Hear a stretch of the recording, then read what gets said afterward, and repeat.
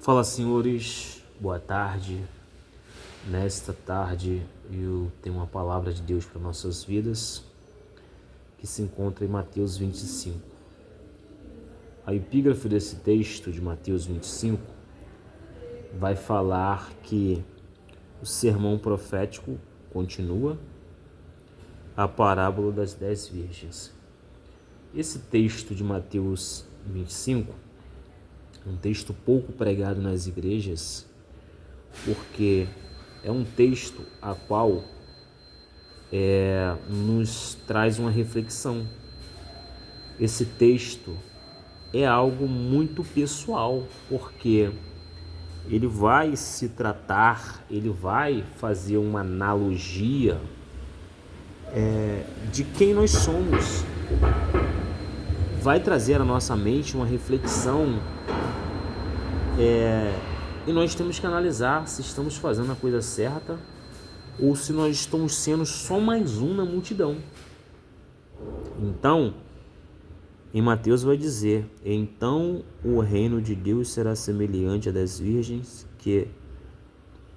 então o reino dos céus será semelhante a 10 virgens que tomando as suas lâmpadas saíram ao encontro do esposo, e 5 delas eram prudentes e 5 loucas. E as loucas tomaram as suas lâmpadas e não levaram azeite consigo, mas as prudentes levaram azeite e suas vasilhas com as suas lâmpadas.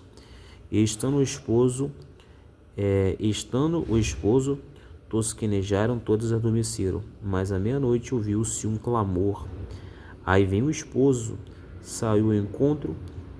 Então todas aquelas virgens se levantaram e se prepararam as suas lâmpadas. E as loucas disseram às prudentes: dai-me do vosso azeite, porque as nossas lâmpadas se apagam. Então, irmãos, esse texto aqui é um texto que vai falar do maior feito para a humanidade.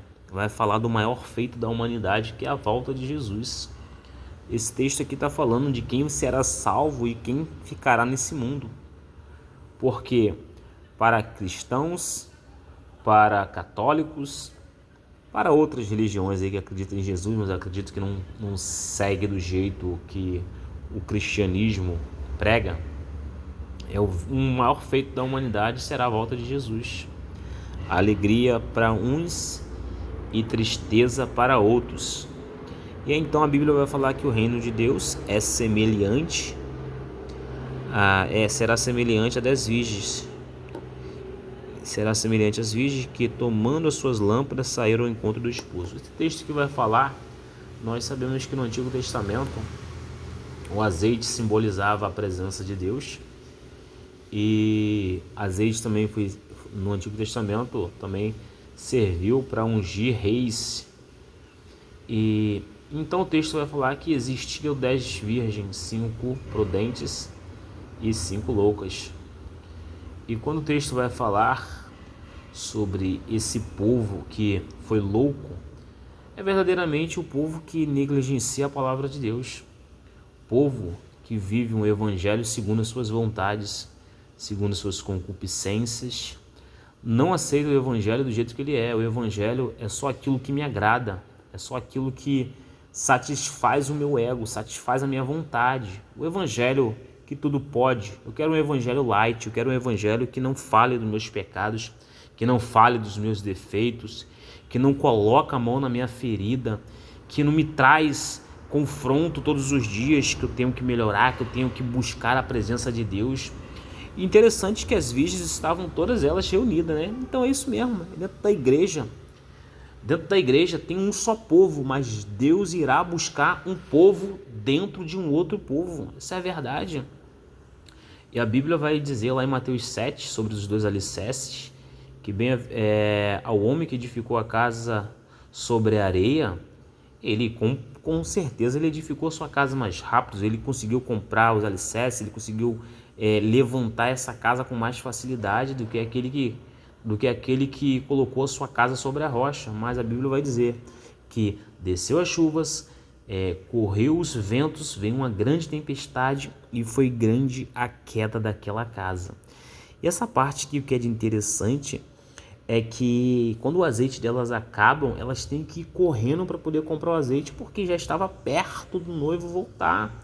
E é assim mesmo, tem muita gente que sai da presença do Senhor, pensa que vai ficar, Deus vai ficar à disposição deles, pensa que Deus estará à disposição deles, irmãos.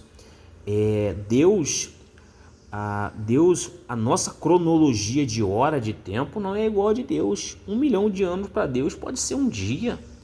Deus não está preso nesse cronos, Deus não está preso nessa atmosfera que nós pensamos. Irmãos, Deus não está preso à nossa cronologia. E quando elas vão comprar, quando elas voltam, mas o noivo já voltou. E a Bíblia diz que as noivas que estavam com azeite, que simbolizava a presença de Deus, elas reconheceram que era o noivo dela. E agora, fazendo uma conjectura desse texto, naquela época não existia luz, o povo